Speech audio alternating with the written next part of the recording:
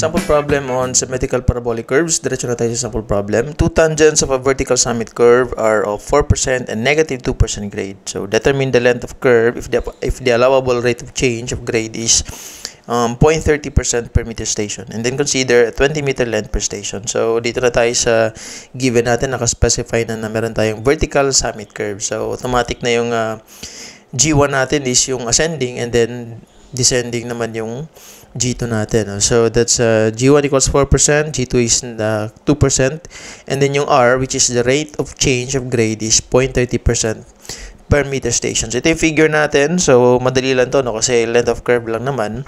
Ang working equation natin dito is ito, no? So if naka-station yung summit na curve natin, and then kailangan na natin kunin is ilang station yung meron yung curve natin na applicable yung rate of change natin na 0.30% per meter station. Okay, so yung equation natin is just the total length L is just equivalent to N, which is the number of station, tapos yung length per station, which is 20 meters, na nakaspecify naman dito na yun yung i-consider natin na length per station. So equation natin for this one is G1 minus G2 over R. So ito yung station natin, number of stations, and then times the length per station. So meron tayo dito lahat ng given, no? So meron tayong G1, G2, and then we have the R. So isusulat na lang natin, no? So that's equivalent to G1 is 4%. So that's 4% minus negative 2% divided by yung rate of change of grade natin na 0.3%, and then multiply natin sa 20 meters na length per meter station. So pareho lang naman ng unit yung mga grade natin tsaka yung R, percent. So mawawala din yan lahat, no? So matitira na lang na unit natin is 20 meters. So diretso na tayo sa calculator, no?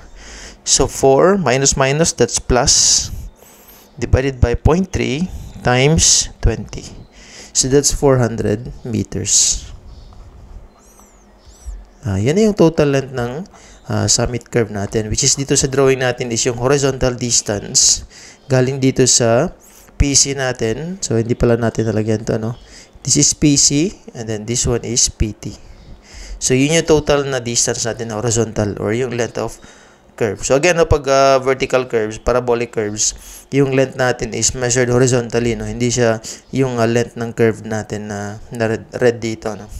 So yun yung horizontal distance from PC to PT. So ito lang, no, para sa sample problem na to.